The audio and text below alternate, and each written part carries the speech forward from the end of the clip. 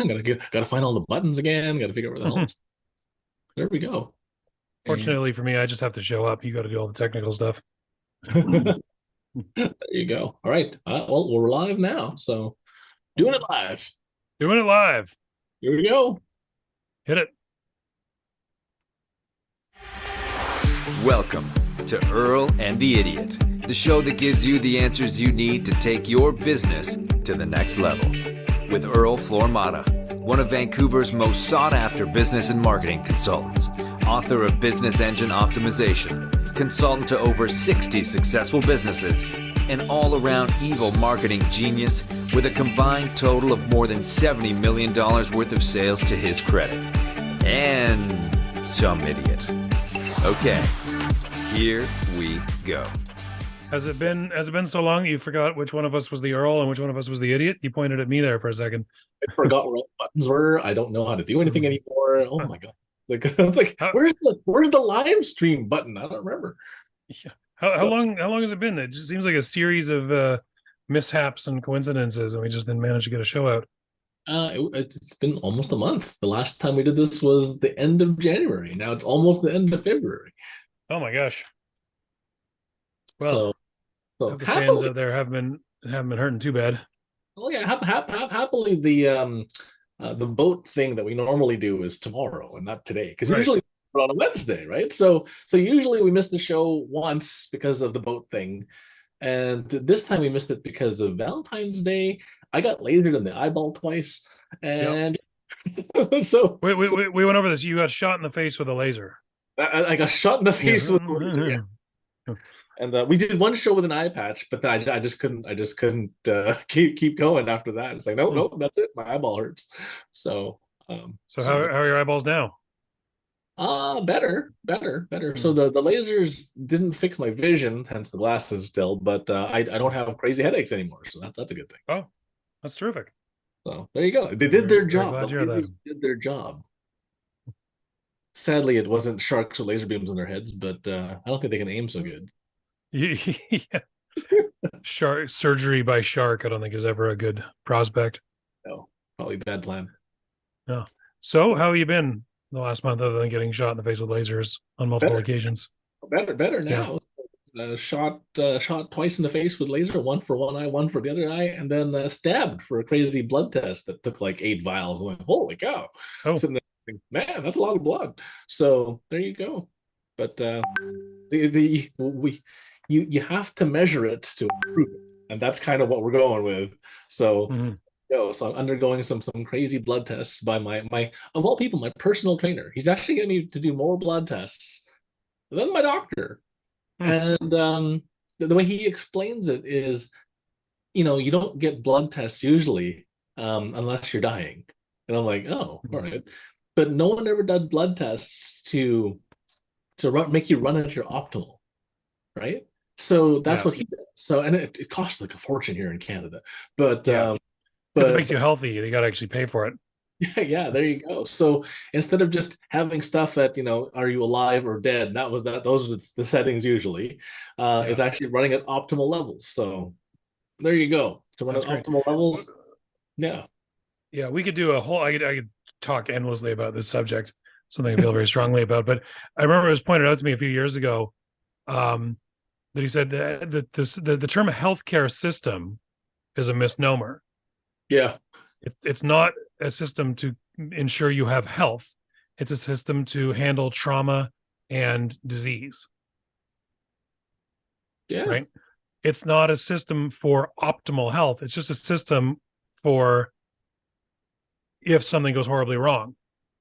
I think it's more so an elongation of the medical system care so that you run on the hamster wheel longer, so you spend more money on medicine and everything else. And not actually optimization, but like elongation of life, right? So it's Mhm. not necessarily healthcare, it's life elongation, but to put you on as many things as possible so that they squeeze all the money out of you. So it's a Yeah. it's a business plan. Exactly. There's no money in health. Yeah, you don't get like doctors should get paid when you're healthy. Yeah, exactly. Not that other. We just imagine if that was the rule now. Okay, as soon as your patient has recovered or is well, then you'll get the money. you imagine how the system would look if that was the rule? But it's cured. I can Hmm. see. Yeah. There you go. Anyway, like I said, I could go on endlessly, but other than that, you've been keeping busy doing business stuff. Mostly yeah, doing some business stuff and trying to put together the those $1 million businesses. So that's assembling as we speak. So there we go. Nice. Yeah, well, you can talk about that afterwards. I got the website in progress. Absolutely, that's It, exciting. it it took me a while to get the look for it, but I think I finally figured out what vibe I'm going for Very and build cool. out from there. Well, I have But I have hmm? some minions for us. A couple of schools are sending me some interns, so they will be working Oh, that progress. So there you go. nice. Yeah. Dang, you're always you never miss a trick, do you? We can use that for a different hack of the week. I'll explain that in deeper context later. Yeah, get free labor. Yep. Hack of Works the great. week. Works great. All right. Well, I guess excuse me. Should have had a drink handy. Um, we should dive right into it. That's what we should do. Dive right in. That sounds good. Dive right in. 11 minutes later. Well, it's been a Uh, while, so maybe do a recap of what the hell the show was about since it's been oh yeah, sure. since we've been All here. right. Not that we do a recap every week, but yeah. So this is Earl and the Idiot. The point of the show is we have Earl. Earl's a freaking genius in all things business and marketing. Very successful man, as you heard in the intro. I'm here to ask him the dumb questions to get the smart answers. I'm here because being an idiot is the only way you ever learn anything. If you're willing to admit you don't know, that's the way you find out stuff. So I'm here to ask the dumb questions that the viewers aren't here to answer, or might feel embarrassed. I have no shame. There you go. It's all good. I join masterminds where I'm the dumbest one in the room, and it's great. So yeah, that's how you learn, man. Yeah, I've looked it over, and I feel like in my whole life I've been kind of like leapfrogging from person to person. I just glom on to the next person and be like, whenever I find someone who impresses me with their know-how, I just show up and start hanging out with them until I find out what they know. You know. Hmm. That's a good way to go about it, though. Like you find people that are smarter than you, then you hang out with them, and then you get their knowledge by osmosis. Yeah, that's secretly what this whole podcast is all about. You don't realize I'm using you. I think it's a mutual benefit. I have all these answers, but unless someone asks me stuff, it just sits there. So Mm-hmm. then you ask me a question, I go, "Oh yeah," and I totally remember that I have a customer that needs that help, and then I go help them with the question that you asked me. So this is a two-way street, Nice. my friend. Oh, damn it! I thought I was being entirely parasitic, but all right, fine. It's a win-win, win-win. Win-win. Cool. All right. So this week you said some people were asking you about books, about using books. Yeah, I had three people from the last week to this week ask me about leveraging a book to market for their business and stand out from the crowd and blah blah blah. And yeah, they all asked the same stuff. So I offered it up as one of the tactics for you, and you said, "Yep, that one." Nice. Yeah, I got one of my clients is putting a book out shortly. I think it's in editing right now. Okay. Um, so yeah, we'll check it out. And then of course the other part of our show is we don't like doing any actual work or prep for the show, so we just ask AI to give us a show layout, and then we use that to frame the show, and actually it works really well. I like this 3-2-1 thing. Mm. This Yeah, and I find that with the lack of show prep, it makes the show feel more spontaneous and real. You can always tell when someone's reading from a script versus speaking spontaneously. So I'm embarrassed about our first episodes where it felt like we were reading from a script. It's just like, wow, this feels robotic. But I guess it was the first couple episodes too, right? So it was just yeah. us getting the hang of it. But now it feels, we're just riffing off each other. This is great. This is the way it's supposed to be. Yeah. I like the shows now. As Ernest Hemingway famously said, all first drafts are shit. Absolutely. And so if you're not embarrassed by the crappiness of your first couple episodes, then you didn't publish fast enough. So yeah, exactly. Or people spend too long trying to make something perfect and never do anything. Talk endlessly about what the show could be and never actually launch a show. we'd never have gotten here if we didn't fumble and flub our way through the first. Yeah. If I wasn't devoid of shame. Neither was I. I'm like, oh man, I can't watch our first 10 episodes. They're terrible. I probably can't watch any of our episodes. I don't like seeing myself. or hearing my own voice. I like watching our later ones. I can't stand the first ones. They were just really bad. So well, now we can scrub them from the internet.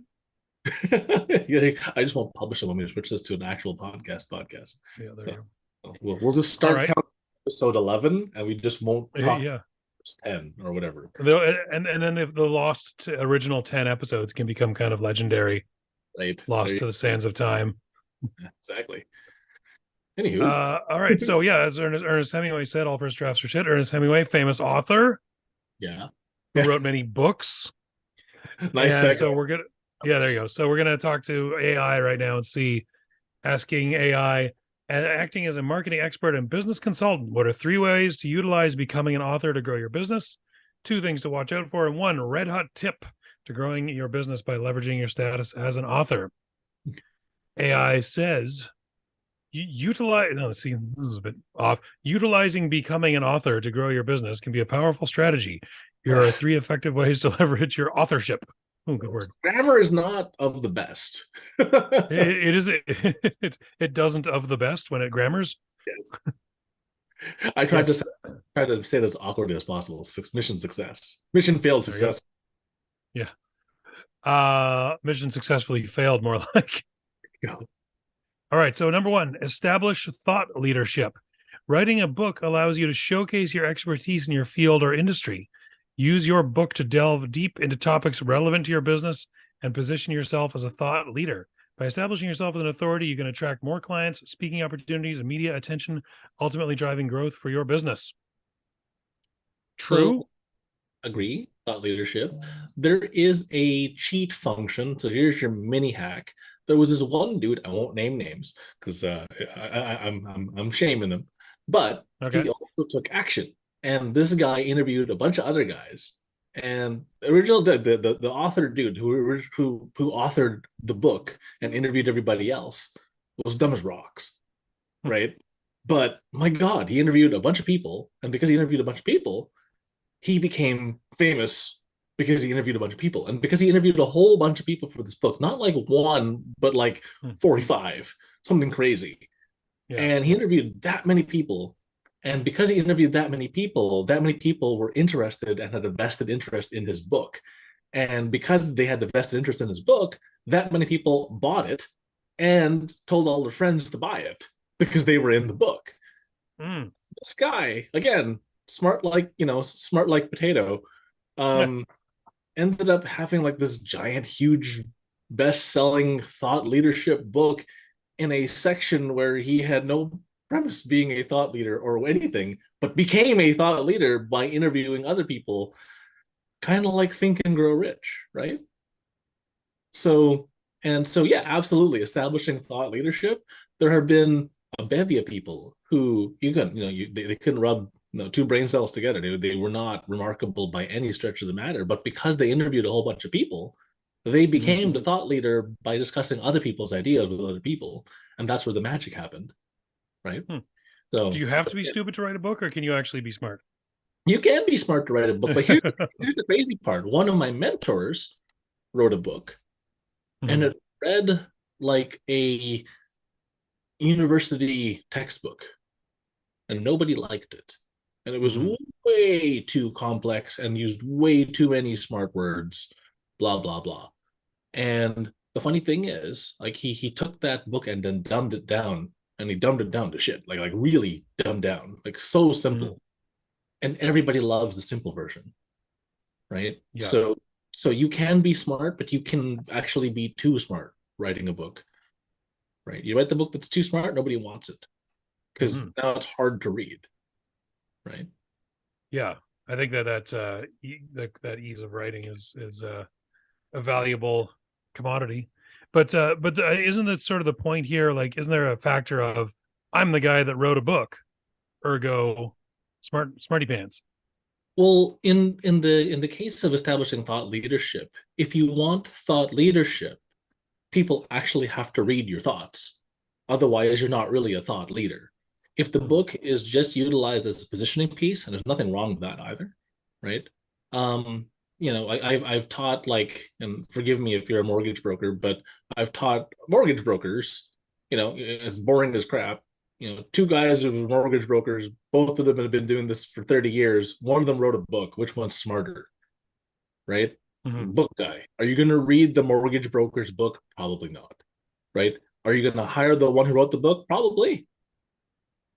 But that's it, right? So but Yeah. that's positioning statement. If you want for actual establishment of thought leadership, it's got to be simple so people can read it, right? People want to read it and gain knowledge, not have to read it and open a dictionary, right? Mm. Yeah. So, because if I have But to, like, if I have to ask, my AI assistant, the hell does this mean every third word? I'm not going to get very far. Mhm. but there is that positioning aspect of it, of just saying, I wrote the book on blah blah blah, even if nobody ever reads it. Absolutely, yeah. Then it's just positioning, yeah, for positioning's sake. But Mhm. no one will think of you as a quote unquote thought leader unless they actually are able to quote you. And if they try to quote So you and they can't pronounce the word because it's too damn complicated and has 17 and a half, ain't gonna happen, right? so part of the hack here is write a good book. So Robert Kiyosaki, Rich Dad Poor Dad, right? I think Mhm. his English teacher told him he'd never amount to anything. And turns out that he wrote a best-selling book. The English teacher read it and said, "Hey, there's a bunch of grammar mistakes and this and that." He's like, "I didn't write a grammatically correct book. I wrote a best-selling book. There's a difference, Hmm. right?" Yeah. And became a best-selling book because of the nature of how he wrote it. So good is functional, right? Did it do what it was supposed to do? Yes or no, right? And if it's just to flex how big your brain is and look how smart I am, but no one wants to read it because it's too damn hard, then you failed. Like, well, back to mission failed successfully, right? So So okay, well here's a dumb question for you. What are the advantages of establishing thought leadership in a given field? Why is that desirable? because the thought leadership isn't just the book, right? The book isn't just the book. The exercise of going through the book also gives you further materials to then do content marketing, right? So Hmm. if I can take excerpts from a book and say, hey, look, this is what Alex Hormozy said, something real smart, Frank Kern said this, or whatever. Some guru says, hey, do this, and you can see a quote and you can understand the quote, and then you can actually execute something in your business from said quote. Then you got some that there's that thought leadership piece. People quote you, people recommend your book, right? If your book is trash, ain't no one gonna recommend it. People go, yeah, that guy wrote a book, but I can't read that stuff. But it's university Yeah. level. I have to be a PhD to understand up to Hmm. page 4, right? So yeah, it's not gonna work. But I guess, if you're in the business of selling something, Mhm. being established as a thought leader does half the selling job for you. Actually, oftentimes people will be coming to you trying to get the chance to work with you rather Yeah, than you having to go to them. but the thought leadership portion lets you leverage it further. If you have the thought leadership piece, then you get more juice for the squeeze. All right. That's that one. Speaking of squeezed, I think we squeezed that one out. Let's go to the next one here. Yeah, Expand your reach. Pushing a book gives you access to a broader audience beyond your current network. Leverage this opportunity by promoting your book through various channels such as social media, podcasts, guest blogging, and speaking engagements. As your book gains traction, it can serve as a powerful tool for attracting new leads and expanding your reach to potential clients or customers. absolutely. Right. Like any excuse to be in the limelight, the spotlight is a good excuse, right? Like I Hmm. was telling in like other podcast episodes, what the hell is a sidewalk sale? Like honestly, what the hell is a sidewalk sale? They have a sidewalk sale at the local mall, and all they do is they grab all the crap that was inside the store and they put it outside the store, and now you want to buy it, right? And so expanding your reach, having a book is a fantastic reason for promotion of your business, self-promotion of your personal brand, whatever it is. So it's a fantastic excuse. And the other thing is, so if you look at, and this is going to sound weird, before, during, and after the book, if you're doing the book promo before you write the book and you reach out to people saying, I want to quote you because I'm writing a book, that's using it before the damn thing, right? So Hmm. then, during the book launch itself, anybody who was quoted in the book will help you promote said book because, hey, the Earl talked about me in page 17 of this book, blah, blah, blah, blah. Sounds great. And then afterwards, right, expanding the reach, this is where the AI was correct about talking about podcasts being on a guest post, being on a guest blog, speaking at events and flashing the book. So, it's expanding the reach, but you have to look at it from a timeline perspective, before, during, and after. And people don't break it down enough. They go, wrote the book, now what? Oh man, you lost 2/3 of what the book could have done for you. You're already behind. Yeah. So okay, well, so here's a kind of dumb question that may be sort of only tangentially related, but what are the channels to promote a book? What channels if you had a book in the works, what would you be doing to promote it? So it goes back to that same framework: before, during, and after. Before the book is written, if I can get quotes from famous people, and I can get someone of high intellectual property worth in the sector to write the foreword for the book, you see how that would promote the book before the book even existed. So that's a couple dozen channels already of promoting the book, because if you've had Michael Gerber for a business book write the foreword for your upcoming book, he already has a following of a bajillion people, right? And if you utilize that, and he writes the foreword and he promotes the book, and he promotes it on all the social media and all his platforms and all his email lists and all his newsletters, you've promoted the book without promoting the book, if that makes sense. Yep. Right? And then, reusing all of your own channels to do the same thing will also do the same thing. So it's looking at before, during, and after for book promotion, because if you're not looking at it from before, during, and after, you're losing, 2/3 of the engine of the book. And so, okay. Good. Just finish that thought. Just a lot of that's the good part, right? Like the whole point of building the book was for promotion. Losing out on that forward piece is a big loss, right? Okay, but then once you've got the book, in terms of like what you're gonna sell it at seminars, you're gonna Amazon, like how are we pushing the book out there, just in basic terms? There's a ton of ways to do that. There is another marketer, Todd Brown, who uses a book leverage sequence. And what he does is he interviews another author in the same sector, and he finds books that are like super duper on like sale, like at the book warehouse or whatever, right? Yeah. He'll find a book that you can buy on Amazon today for $20, but you can pick it up at the book warehouse for $3.50. And he'll buy like 1,000 of these things, interview the author, tell people that they can buy the book from Amazon for $20, or they can buy the book from him at $10 or $15 and get the super secret author interview with the author of said book. And the funny thing is that builds a giant list. And in building that giant list, what happens then is you now have a list of people to sell your book to, because you were the one who interviewed the smart guy. And then, oh, by the way, I'm also launching a book. Would you like it? It's in the same section, same sector. If 10 or 20% of the people who bought the fancy author book end up buying your stuff, that's 10, 20% more sales for you. Beautiful. So there's a lot of ways to skin that cat. I haven't gotten you to say that you put your book up on Amazon yet, though. Do you put your book up on Amazon? I have 3 books on Amazon currently. Yes. All right. So is that a good way to sell books, or do books that go up on Amazon get seen, or does it just get lost in the noise? It does get lost in the noise. The purpose of having your book on Amazon actually is for SEO purposes. So when someone Googles you, they go, oh, they're an author. And then they go, oh, they're on Amazon. Now it legitimizes the book, right? You no longer have to through Collins Harper or whatever to have a book published. You just self-publish on Amazon. It's just as good. Never mind the fact that literally anyone can publish literally anything on Amazon. You're absolutely right. But the thing is, most people don't. Most people don't. You take 100 people in a room, maybe one of them has published to Amazon, even though it's dirt simple to do so.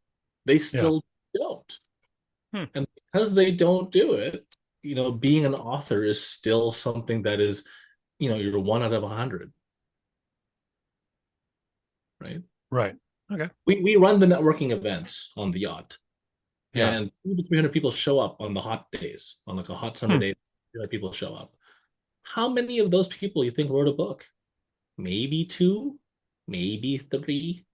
Is it that little? It's low. Hmm. And that's why writing a book makes you special, because it's special still. It's not as special as before, where one out of, maybe 10,000 people or 100,000 people wrote a book, right? So, but, it's something that you can do. It is a marketing exercise to do. And if you do it right, it becomes a really good piece of your marketing arsenal. Excellent. So, All right. I just got a warning from my headphones that the battery's dying. This is inconvenient. Okay, so let's move on to the next one here, where my headphones crap out. Number 3, generate passive income. While growing your business is a primary goal, don't underestimate the potential of your book to generate passive income by selling copies of your book online at events or through other distribution channels. Perfect. We were just talking about that. You can create an additional revenue stream for your business. This income can provide financial stability and support further business growth initiatives. I disagree. Womp womp. I disagree with that one. Generating passive income. Mm-hmm. There's a reason why there's a book and there's a best-selling book, right? And so the book isn't necessarily the way to, beat your path to your dreams. The book is to leverage against so that you can make sales of your actual thing on the back end, right? Okay. Because when you sell a book on Amazon, for example, let's say you sell it for $20, but you're doing something called print on demand. So you're not printing a whole bunch of books and storing them in a warehouse. You're printing them on demand. Since you're printing them on demand, it's like a one-off print. And since it's a one-off print, that translates into expensive as hell. So let's say the book makes, let $20 book costs $11 to print it. And then how much does it cost to ship it? And by the time it gets there, someone bought $20 on Amazon, but you as the author made an almighty $2.77. Right. Yay. Right. Mm-hmm. So you're not going to get rich $2 at a time. So that's why I disagree with the generate passive income portion. Okay. You can if you get creative with the book. So there's a group called Buy One Get One out of Europe.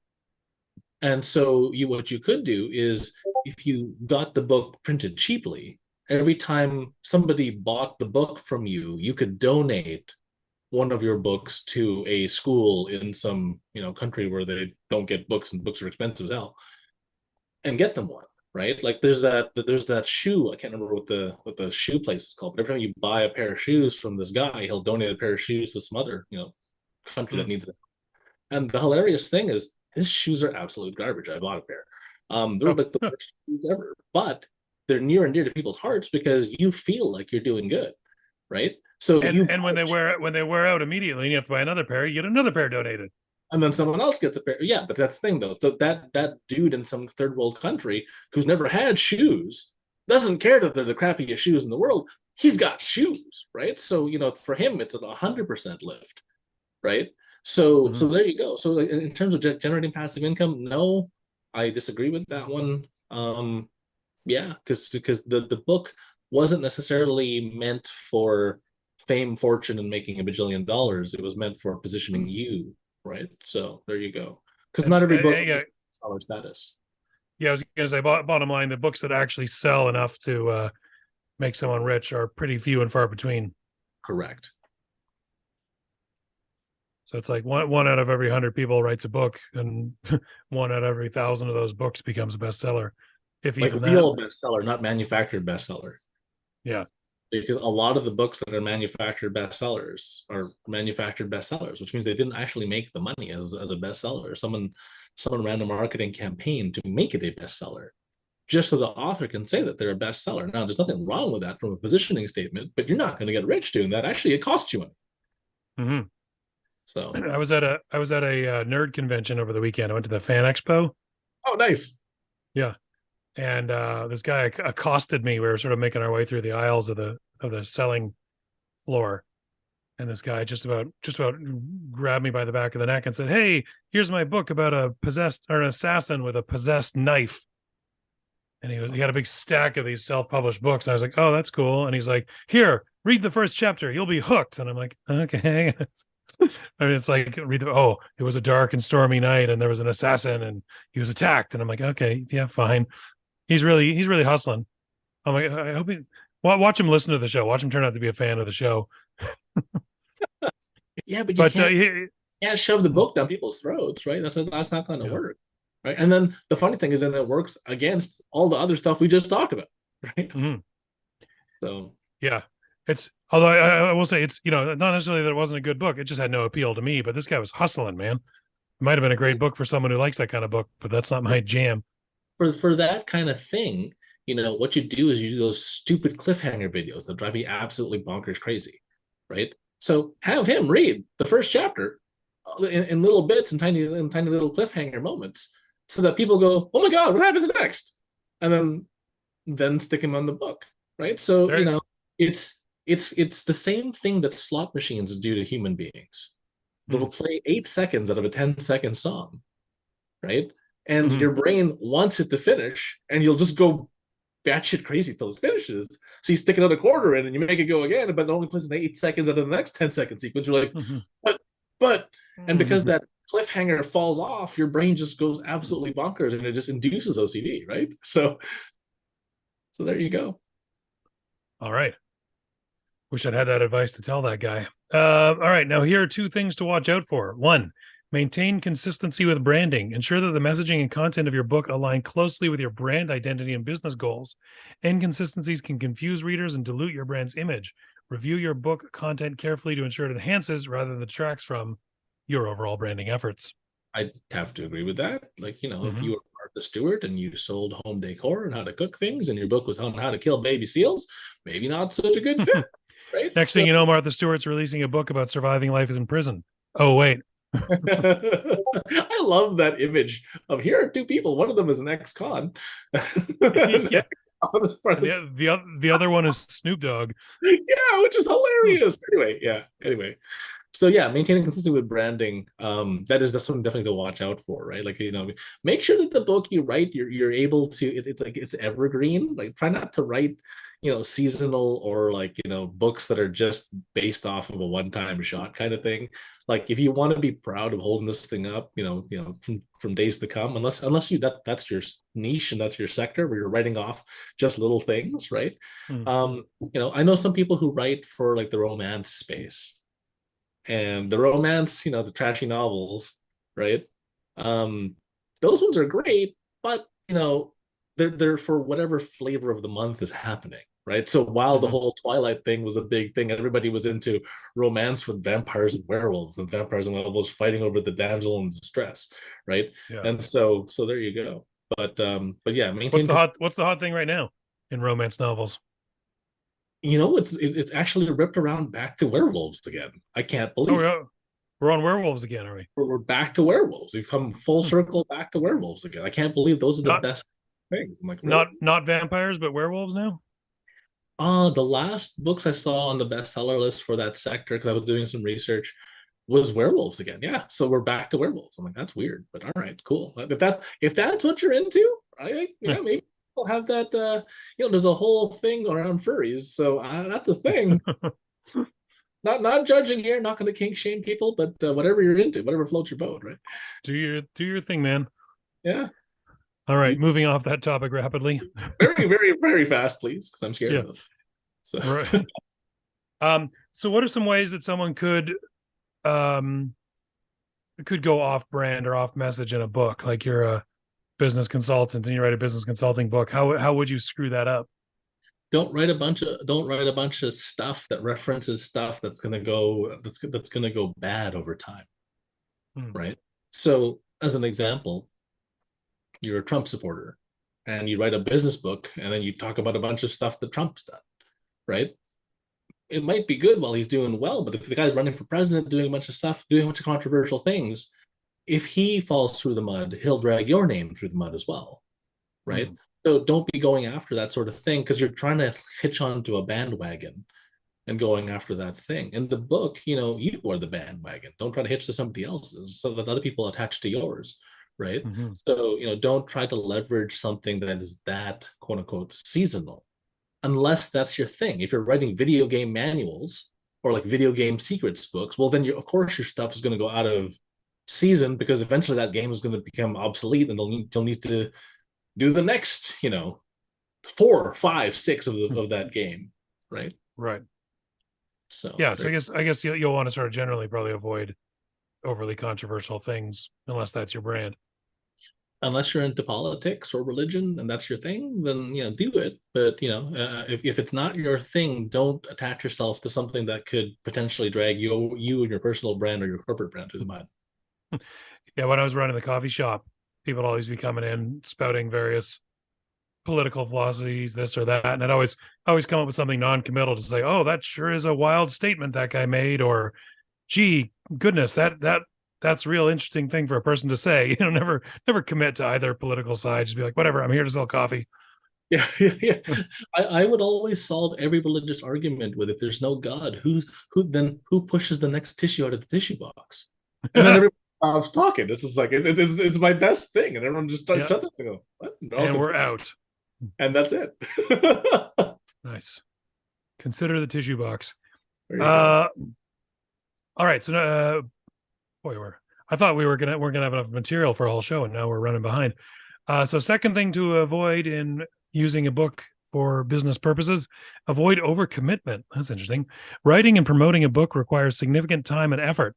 Be realistic about your capacity to manage both your business and the demands of authorship. Overcommitting yourself to book-related activities that could detract from core business operations. Prioritize tasks effectively to maintain a balance between your business responsibilities and authorship commitments. I'm laughing because I know this one engineer who basically just gets hyper focused on like the dumbest stuff.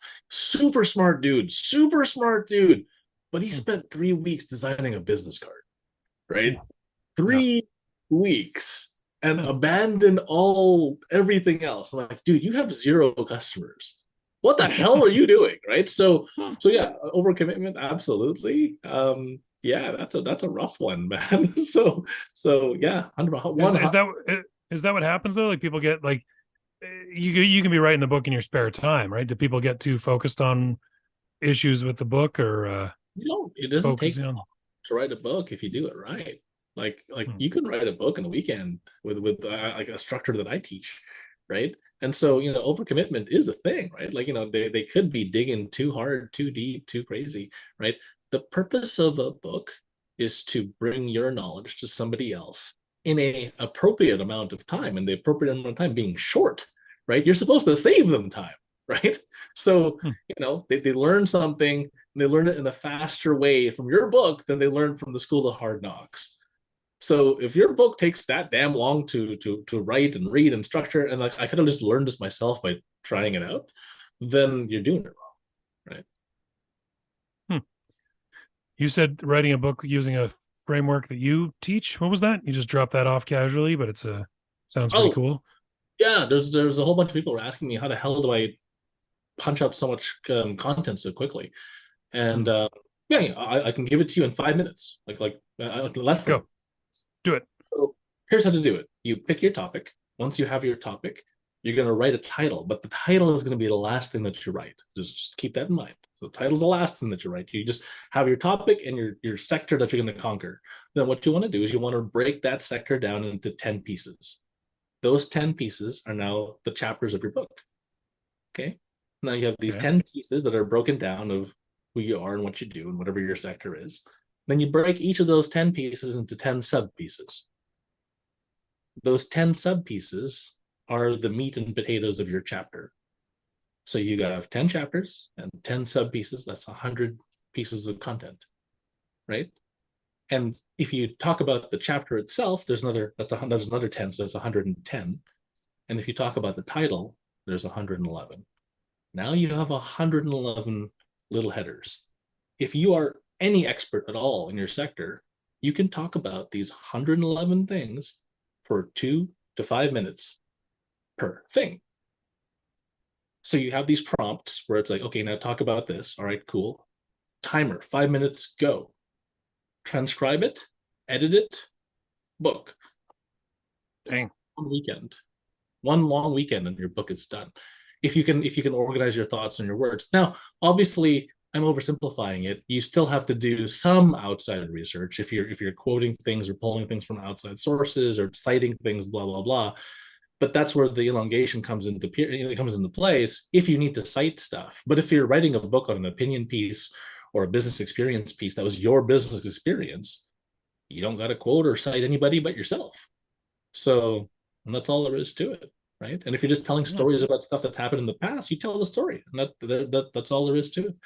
You do that 111 things, you have a book. But not only do you have a book, but you have enough content for 2 years of weekly posting on the internet, because you can do a little snippet of your book 111 times. There's only 52 weeks in a year, right? So you got weekly posts for the next 2 years, and you can promote the hell out of your damn book. Ta-da. Easy book, right? And that's where the leadership comes into play, et cetera, et cetera. If you want to go the longer route, interview people about the sections, grab an expert from each section, and watch, rinse, repeat. That'll take you 10 weeks, but it won't take you that long, really, at the end of the day. But 10 people to interview, you do one a week, boom, boom, boom, scheduling conflicts, this and that. It'll take you 12 weeks. There's your book in 3 months, right? And then, as we said, those people will help promote your book for you because they're in it. You got it. So, nice. Yeah, people overcomplicate stuff. It doesn't have to be that hard. And when people say book, that doesn't mean you have to write War and Peace, right? Like, hang on, let me just reach in and grab a book here. This is called The Wealthy Consultant. Okay, that big. It's not that thick a book. Like, even my book is about that thick. So you don't need to write War and Peace. No one's going to want to read it. Right? They want to read a small book that helps them solve a problem and get from point A to point B. And if you can do that, you've enriched their life. No one wants to read a giant 7,000-page book. They want to have a problem, read your book, have a solution, game over, right?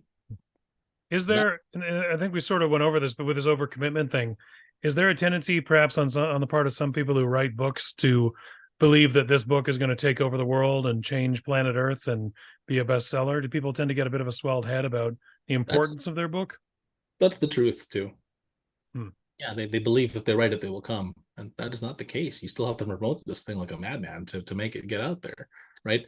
It's just a leverageable piece so that, like, I'll give you an example. I have a couple books, right? And so when I was, committing, like I'm bidding against somebody else in a process, what I did was, this is the second bonus hack of the week, right? I would use the book as part of my proposal. And when I handed the proposal in, I would show up in person if possible, as long as they were in town, and say, I'm going to give you a book. Whether you hire me or not, this is probably going to help you out with your project. Whom should I make the book out to? And then nonchalantly hand them the book. And in their head, the other guy didn't give them a book. And I would beat people that I had no business beating. Like, they were like agents, like 10 times bigger than mine, 100 times bigger than mine. And I still won the contract because of the positioning of the book. I like that. Might be able to use that one. So it works like a hot. All right. And actually, so our red hot tip from AI this week is leveraging. So let's dive right into that. Sure. Leveraging your book for networking. Use your book as a powerful networking tool to connect with influencers, potential clients, and industry peers. Often complimentary copies to key individuals. There you go. Just said that. Participate in book signings and use your book as a conversation starter at networking events. Building relationships in this way can open doors to new opportunities and accelerate business growth. So, yes. Hang on, there's more here. By strategically leveraging your status as an author, you can effectively grow your business, establishing yourself as a thought leader, and create additional revenue streams while avoiding common pitfalls along the way. Oh, that's the summary of the whole thing. Yeah. Leveraging your book for networking, I agree, but there are sneakier ways by which to do this. Okay. More Earl-esque ways. So this is going to be a good episode. This is a third hack of the week before the damn hack. Gosh. And what you do is you get commitment from a charity to promote your book, and you donate a portion of the proceeds from the book sales to said charity. So every time that happens, Yeah, so leveraging your book for networking, if you contact the charity and say, look, I really want to support you guys, right? Every time someone buys this book, I want to donate this many proceeds, this much of the profit to the charity. And knowing full well that you're not going to make a fortune selling the book anyway, who cares? Give the vast majority of the stuff away. Number one, you now have a charity on your damn website, right? They're all promoting your book, and usually a charity that's big enough and been long in the tooth enough has a donor list as long as your leg, right? So they have thousands and thousands of people on their lists, and to say, hey, we're doing a drive every time someone buys Dan's book on whatever, right? Here's how to use a harmonica, right? And so we have your harmonica book. Every time someone does that, you donate X amount to some children's foundation that teaches music, right? And so because you've got that piece in play, there you go, right? That's how you leverage the book, right? The same thing could be said for a sponsor. So here's a fourth hack, because the book technique is so good. Write 9 chapters out of your 10 chapter book, only 9, and leave a 10th one for a sponsor. The sponsor writes the 10th chapter. You interview them. As long as they're relevant to your sector and it makes sense, guess who just paid for every print copy of your book? Ta-da! Because they're advertising their deal in that last chapter. Yeah.